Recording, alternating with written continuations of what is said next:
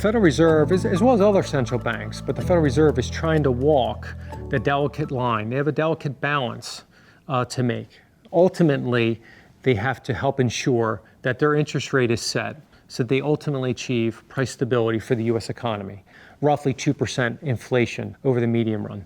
Now, I think two things to keep in mind. The central bank and Federal Reserve have moved very aggressively, something we were hoping they would do, and they have followed through in those forecasts over the course of more than a year and have taken rates roughly into more restrictive territory, which should help ensure that inflation ultimately decelerates in the months ahead.